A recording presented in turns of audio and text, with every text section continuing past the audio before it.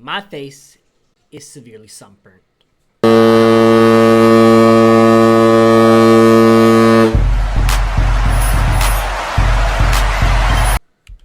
What is up, everybody? Welcome back to another YouTube video. So I'm back from the Niner game. I went yesterday. It was awesome. Had a lot of fun with the fiance. Got to see some friends and just tailgate. Had a great time with all the 49er fans. I was planning to vlog it. That's what today's video was gonna be, but I didn't take my camera and I don't want to record off my phone.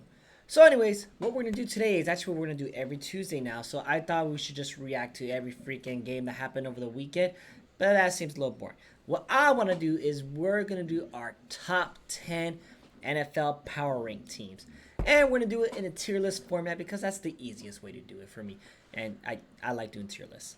But let's hop into it, guys, with our top 10 tier list. We're going to start with some honorable mentions because I want to put some teams in that should be in the top 10, but I just don't know how everything's looking for them.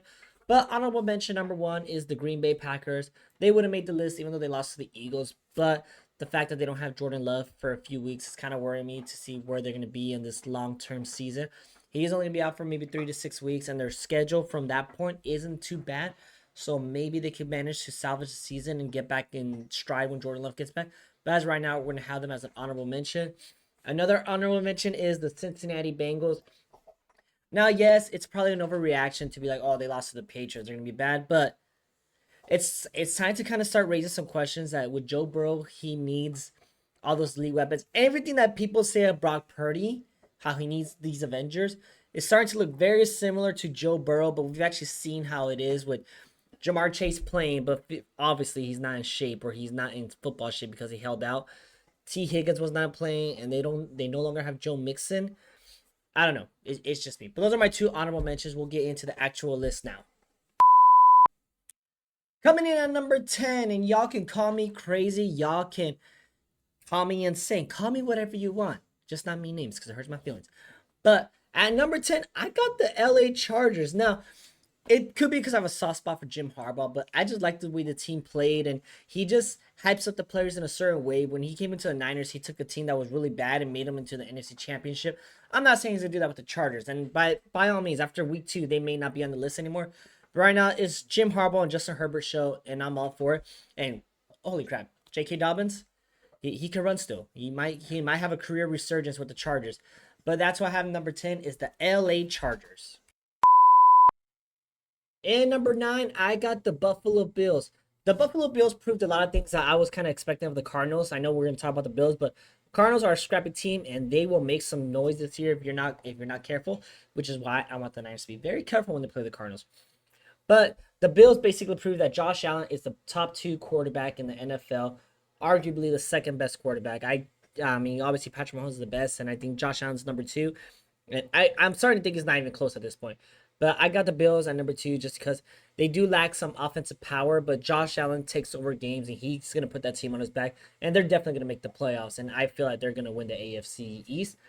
And so, yeah, don't sleep on the Bills. They're looking pretty good. And, like, if anybody who doubted them, Josh Allen shut you all up.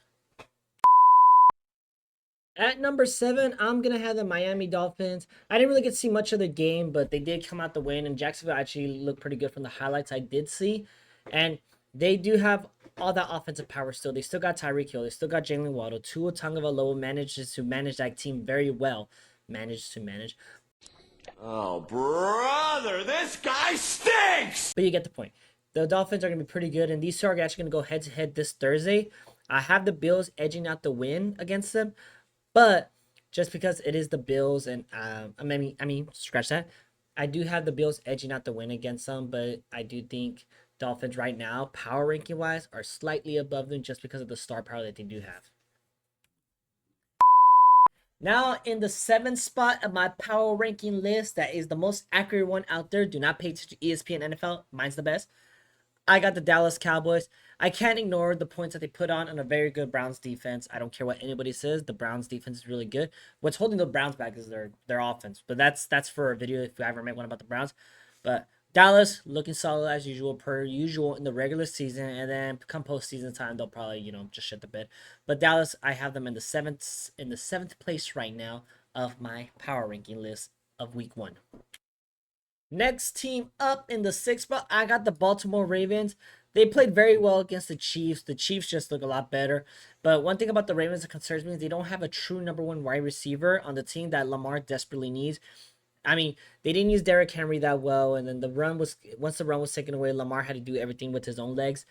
And it's just like it unfortunately comes to the point when he has to pass the ball, it isn't the best. I mean, he's still a dynamic quarterback, don't get me wrong, but missing Zay Flowers in the end zone, then missing Isaiah Likely for a touchdown is just horrible. And then at the end, I know they could have won it basically with that walk-off touchdown, but didn't connect. And I just worry about them when they take the run away. There isn't much that the Ravens can have to offer.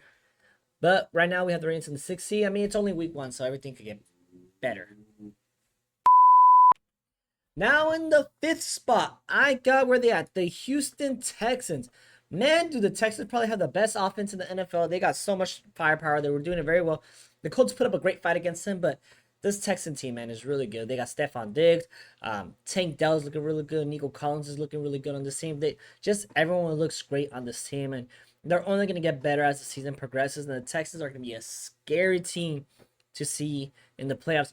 But let's not get ahead of ourselves because the Colts put up a great fight. Jaguars looked very good against the Dolphins. And then the Titans also look very good. I think the Titans were playing the Texans. Pause. Nope, I was right. Double check. The Texans were playing the Colts, and the Colts put up a very good fight. The Titans looked okay too against the Bears. So I don't think the AFC South is gonna be easy as people thought it was as a walkaway for the Texans. But as of right now, they are the clear favorites to win that division. In the 4th spot, I got the Philadelphia Eagles. Where are the Eagles? Here they are. Eagles again looking very good. I mean, that Brazil game, the turf was horrible, or the soccer field. I mean, they were just slipping and sliding everywhere. But Saquon Barkley, oh my God, our Giants fans punching the air right now.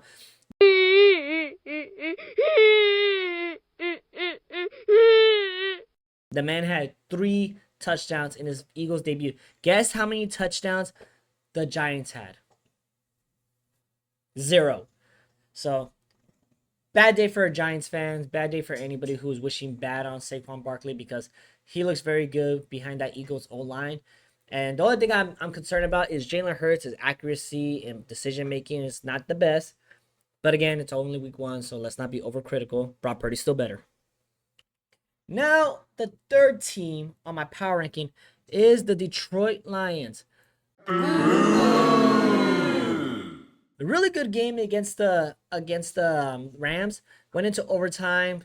They managed to get the touchdown to win it in overtime with David Montgomery just deciding to go Super Saiyan at the end and just run it all the way himself. But really good game. The Lions fans are a little bit insufferable, man. Like if you go on social media and you see the Lions fans, like they're crazy. The funniest thing was when the Rams players were leaving the Lions stadium, all the Lions fans that were outside watching them leave were chanting Jared Goff. Jared Goff. And somebody pointed out to me that almost all the Rams players, except for probably 3 that are still on the team, didn't play with Jared Goff. But I digress. I mean, I get why they're screaming it. I mean, look, Lions fans, the Rams did win a Super Bowl, and I'm a Niner fan. That pains me to say it. The trade still far is in their favor. Unless you guys win a Super Bowl, then you can say it was an even trade. And for you guys to be considered like you won the trade, Jared Goff will have to win 2 Super Bowls, which I don't see you guys winning a Super Bowl. Not yet, at least. And in the 2nd spot, I got my 49ers. I could have been a homer and put them at number 1, but I'll get to why I didn't put them at number 1. But I just want to point out the Jets defense, everybody said elite. Niners are going to get cooked because no CMC. The Niners ended up winning 32-19. And yes, Brock Purdy didn't really have to do much because the main game plan was running down those motherfuckers' face. But Brock Purdy played a game without one of his Avengers that everybody says that he will not be able to win without Christian McCaffrey. He won.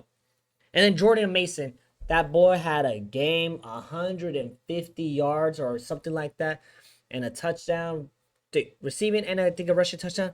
That guy had a game, and I really hope Kyle Shanahan, when McCaffrey does come back healthy, he needs to split the reps up because McCaffrey's dealing with tendonitis in his calf, which I don't know what the hell that is. Sounds scary to me. Sounds like his Achilles could, like, hopefully, knock on wood, that nothing bad happens. But split the reps, Kyle. Use Mason. He is a dog. You should be using him and McCaffrey. And, I can't help but feel like if you have Mason more incorporated with the team last year, they could have won the Super Bowl. But besides the point, Niners are number 2 and look very, very good. Some things they need tying up, but the fact that they look that good without McCaffrey, and still Ayuk isn't in football shape yet, neither is Trent Williams. Both those boys were huffing and puffing the whole time in the game.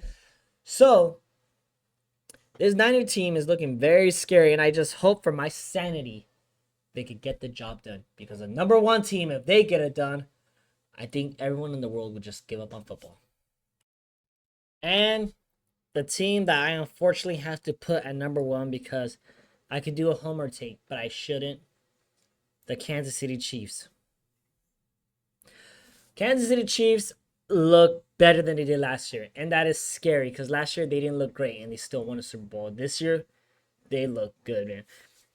Rashid Rice is very, very good. He looked really good in that game against the Baltimore Ravens. Xavier Worthy is Tyreek Jr. basically at this point, how fast that man is going. Bills, what the hell? 2 trades you do with the Chiefs in the past few years. One of them led to Patrick Mahomes. The other one led to Xavier Worthy. This is the worst.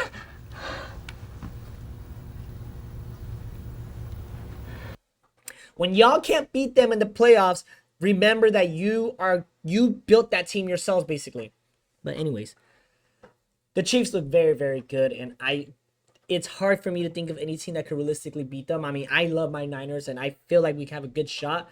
But as of right now, man, if they're firing on all cylinders the way they're firing, they're going to be a tough team to beat. I still have hope. That is all we can do right now, is have hope.